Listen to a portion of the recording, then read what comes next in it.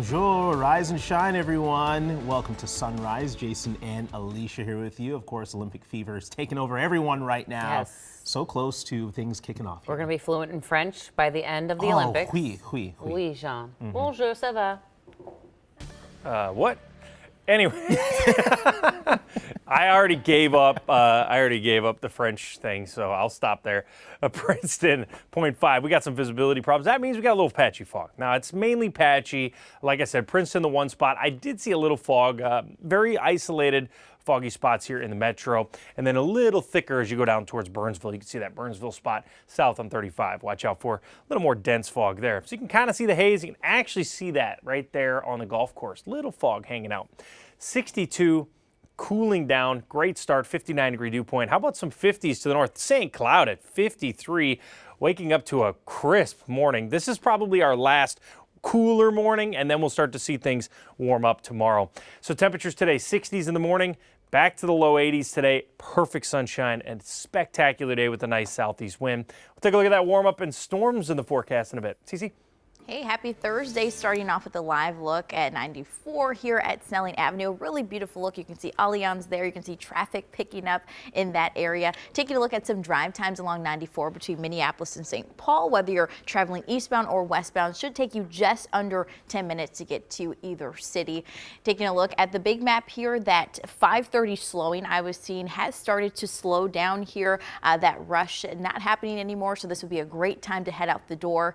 When I see you after break around 6:15, I'm going to be talking about some road work happening on Highway 55 right between Minneapolis and Mendota Heights. So stick around for that. Jason? We will see you then. Cece, thank you so much. Turning now to our top story here at 6 a.m. This morning marks 3 weeks since Minneapolis park workers walked off the job. In a matter of hours, they're taking their fight for a new contract straight to the Park and Rec Board headquarters. Michelle Beck is there now. Michelle, in the last 10 hours, things have really started to boil over between workers and the board. Yeah, that's right, Jason. Alicia, overnight, Minneapolis park workers informed us they have thousands of signatures to deliver to the park board in 4 hours. Those signatures are for a petition of no confidence after things turned chaotic yesterday. Are you kidding me?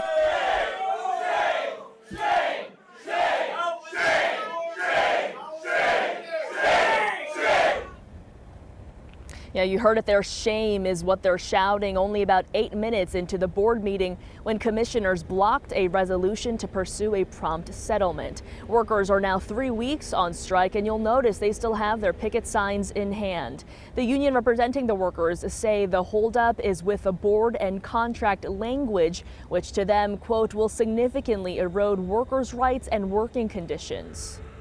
You want us to wait. You want our families to wait, our children to wait.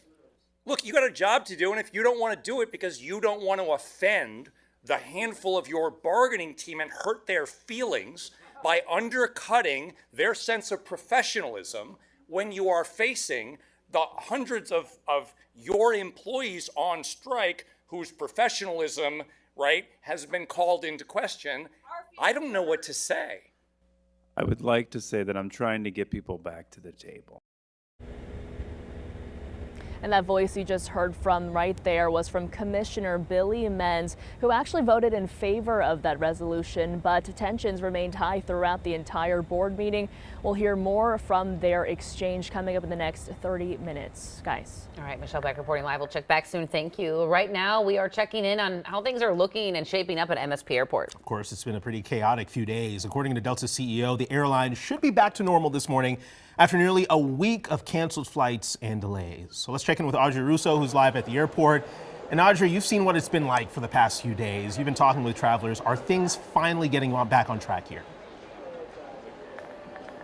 Yeah, Jason and Alicia, things are picking up here this morning, but they do seem a lot more normal than they've been over the past couple of days. The line to get to Delta's bag drop, you can see it's gotten a little bit longer, but it seems to be moving a lot more quickly. Fortunately, there are no canceled flights over there on the flight board. The line to get through security, pretty long, but again, this is an airport. Obviously, it's going to be busy, but there's a lot less frustration that I'm sensing among the travelers. And this is really important for Delta because they needed today to go well. Their CEO promising that today would be the first day of normal operations following this global IT outage that really took all airlines offline took down their computer systems back on Friday. Delta was the slowest to get back to normal, but things do appear to be moving along. Now, unfortunately, a lot of travelers were stranded. We all know this. We've been talking to them over the course of the week.